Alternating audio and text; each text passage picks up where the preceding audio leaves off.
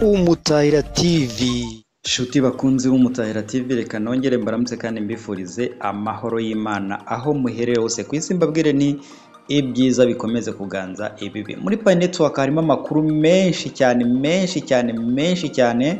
amenshi nayo mutazi, amakeya nayo mwumva, ariko yo mwumva agiye gusaza abantu benshi. Abantu barumva amakuru bigatuma basamara, hanyuma ugasanga barimo kubaza ibibazo byinshi cyane, ugasanga bafite stress, ugasanga bafite kubaza ibibazo batari bakwiye kuba banabaza. Ariko kimwe mu byo natangira rombwira abapaniyazi bose aho bagiye baherereye nuko bakwiye gutegereza umushinga nuronshinga neza nkuko babyifuza, cyangwa se nkuko biteganywa, cyangwa se nkuko twagiye tubyumva mu matangazo agiye atandukanye, cyangwa se muri road map.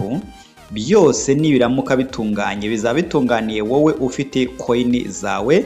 Icara hamwe utuze ukomeze kwiga iby'ingenzi, ariko ibitari by'ingenzi wo kwirirwa ubyiga. Mbere yo kugira ngo dukomeze iki kiganiro, turaza kureba ku kintu kirimo kuvugwa muri iyi minsi nkingahe ishize, ikintu cyitwa app yakozwe n'aba developer cyangwa se n'umudeveloper, app yitwa Rwanda Banks.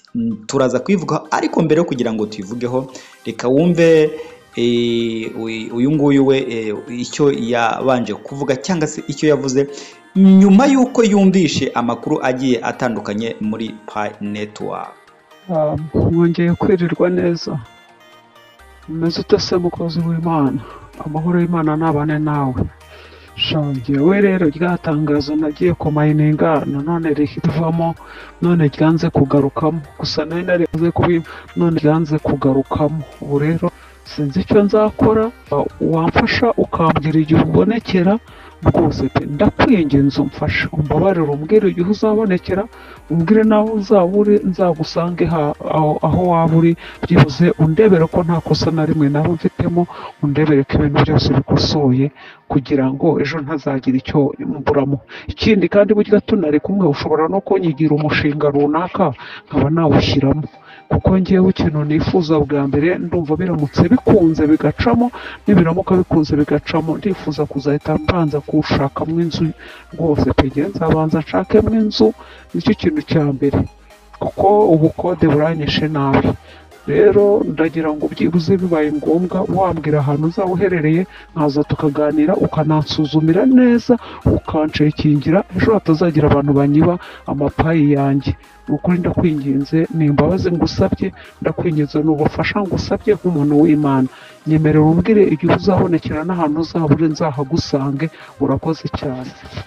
Nyuma y'uko tumaze kumva uyu muntu, turaza gusoza tugira icyo tuvuga, cyangwa se tuganira kuri we, utanga n'ibitekerezo kugira ngo abantu bameze gutya bagende bafashwa, kugira ngo buri umwe wese agire icyo afashwa muri uyu mushinga wa Pi Network, hatazagira umuntu n'umwe ugira ibyo yangiza, cyangwa se nawe ubwe akangirika kubera umushinga nk'uyu nguyu. Gusa icyo natangira mbabwira nuko ikintu cyabaye muri Pi Network uyu munsi cyaba gikaze ndetse gikomeye, cyabaye ku itariki 20 z'ukwezi kwa kabiri 2025. Nicyo kintu mbona cyabaye muri Pi Network gikomeye. Ni igihe habagaho icyo bita open network, igihe coin ya Pi yageraga ku ma exchange, cyangwa se yajyaga mu isoko ry'ivunjisha, aho abantu bashobora kwigura cyangwa se kuyigurisha, abantu benshi bakayirundaho, hanyuma bigatuma inamanuka cyane ku rwego rugayitse cyane. Ahangaha wenda wavuga ko yabaye amafaranga, nicyo kintu cya mbere gikomeye cyabaye. Ibindi byose ni ugutegereza. Amakuru yose ubona ni amakuru y'ibintu biri muri test, birimo kugeragezwa, birimo kubakwa, bitaragira iherezo, cyangwa se ngo uvuge ko bifite urufatiro ku buryo wabyaza umusaruro. Ahangaha rero ndagira ngo twinjirire ahangaha hasi nk'uko dusanzwe twinjirira, hanyuma turebe ikijya mbere. Turaza kwinjirira ahangaha kuri Pi apps nk'uko bisanzwe, hanyuma twirebere ibyo ngibyo dushaka kureba. Turategereza bifunguke, nimara gufunguka turaza kwinyura kuri testnet, kuko imishinga myinshi turi kurebera ahangaha, cyangwa se app turi kureba ziri gukorerwa muri testnet. Turaza kunyura ahangaha muri testnet, tukandeho gutya, nitumara gukandaho hariya hejuru handitse search, turandikamo Rwanda Banks, turandikamo Rwanda Banks, ariko mbere yo kugira ngo twandikemo Rwanda Banks nk'uko benshi barimo kubikora, ndagira ngo twandikemo Rwanda, turebe ibintu byose bifite izina rya Rwanda cyangwa se byitiriwe Rwanda cyangwa se bigiye bitandukanye n'iyo Rwanda Banks, tushobora kuza kuyibona. Mureka twandikemo Rwanda hano gutya, Rwanda, hanyuma dukande enter, hanyuma nitumara gukanda enter turaza kureba ibintu byose byanditseho Rwanda. Reka turebe ibintu byose bifite aho bihuriye na Rwanda cyangwa se bifite izina ririmo Rwanda. Turakanda kuri enter hanyuma tubirebe byose uko byakabaye. Urabona rwose wa muntu we, nta kintu na kimwe hano kiri kuri mainnet, byose biri muri testnet. Ibi byose ni app zagiye zikorwa n'aba developer cyangwa se n'abantu bagiye bazikorera muri App Studio. Muri App Studio Pi Network yatanze ubushobozi cyangwa se uburenganzira bw'uko abantu bose bikorera app zigiye zitandukanye. Aha rero turahasanga app iya mbere uri kureba ni Visit Rwanda, hanyuma iya kabiri ni Sonia Super Pi Market buriya Rwanda, hanyuma iyi ngiyi yindi ni Rwanda Travel Grid,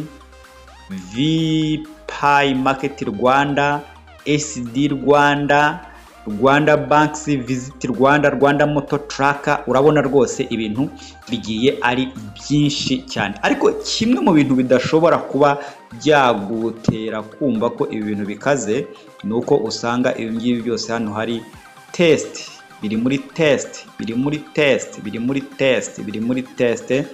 Mu by'ukuri kugira ngo wemere neza yuko ikintu ahangaha cyemewe nuko kizaba cyaravuye muri test kikaba cyaragiye kuri mainnet, noneho nyuma yo kuba kiri kuri mainnet kikaba cyarabaye verified.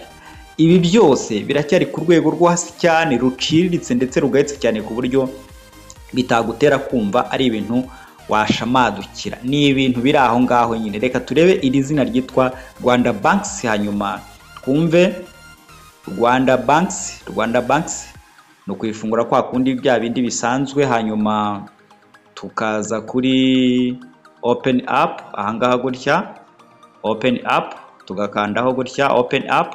Urabona iri unverified app, ntago iraba verified, nibura ngo uvuge yuko wenda yatuma usamara, ariko nta n'impamvu yo gusamara mu bintu byose uko bimeze, uko byameze uko ariko kose. Hanyuma dukande open up.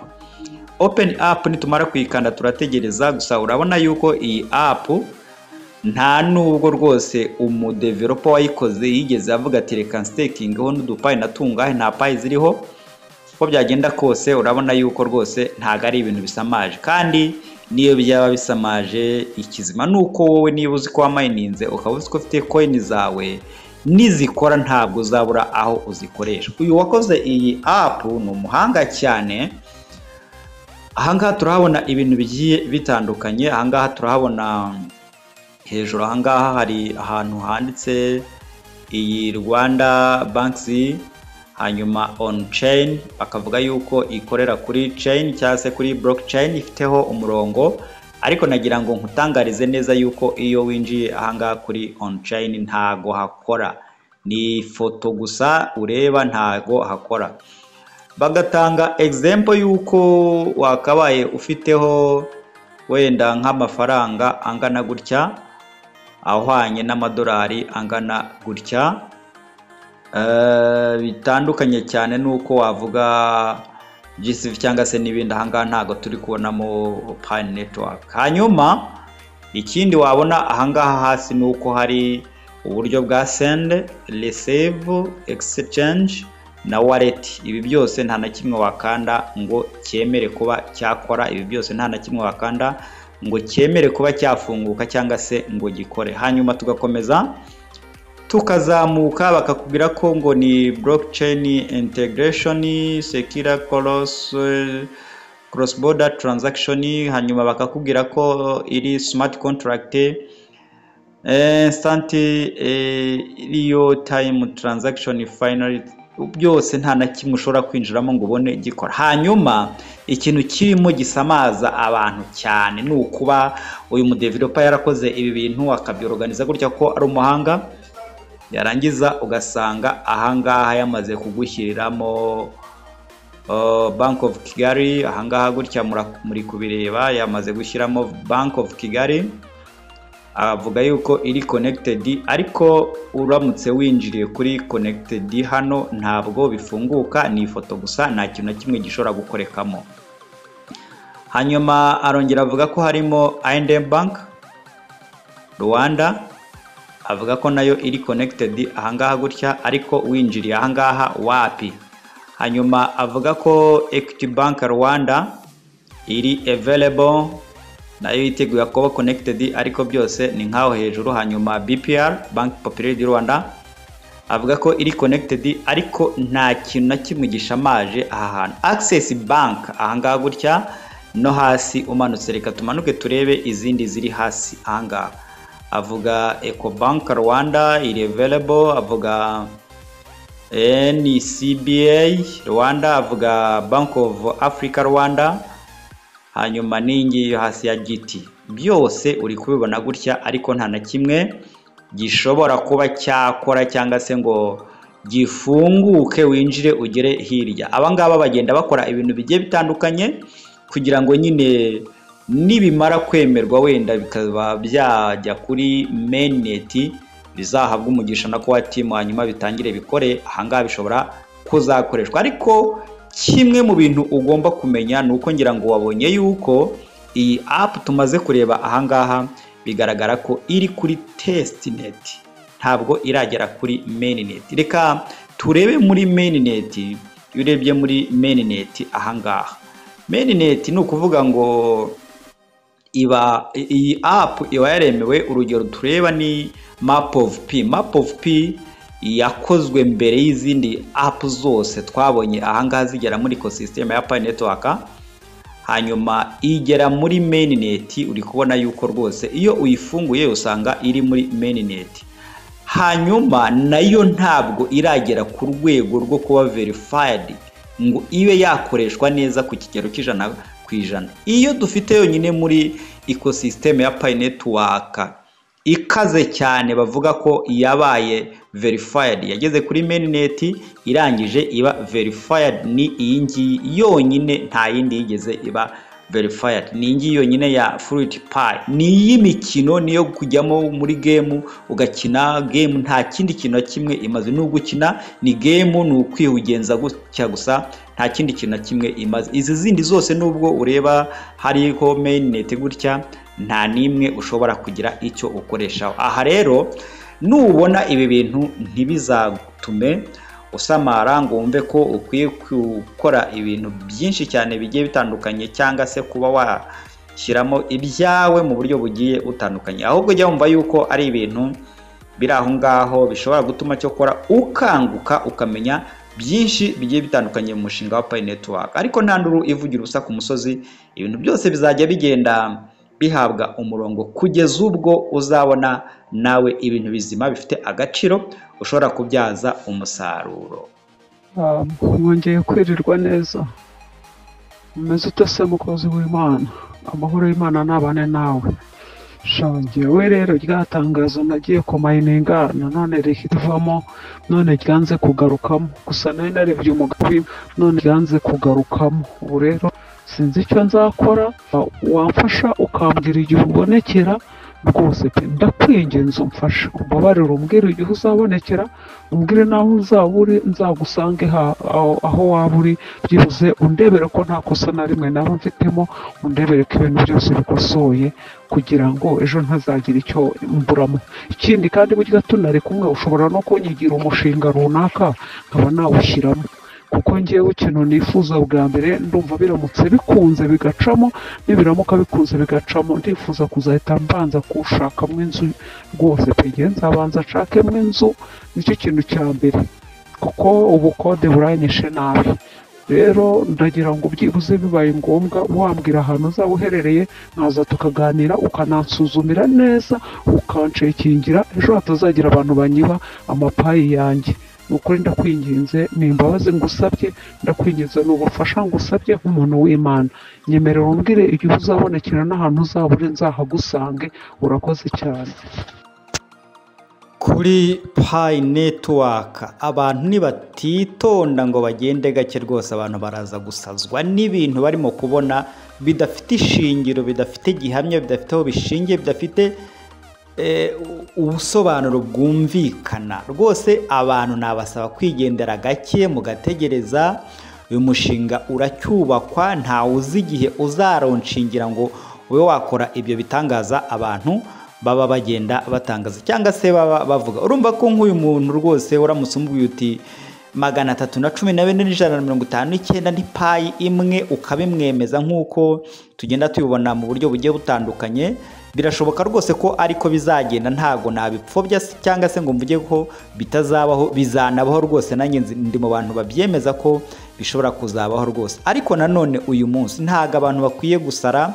Niba uzi yuko wakoze ibintu byawe ukamayininga ibyawe bikaba bimeze neza, uyu munsi ntukwiye guhangayika ngo bitume uhagurutswa no kugendagenda ushakashaka abantu bagufasha muri ubwo buryo bugiye butandukanye.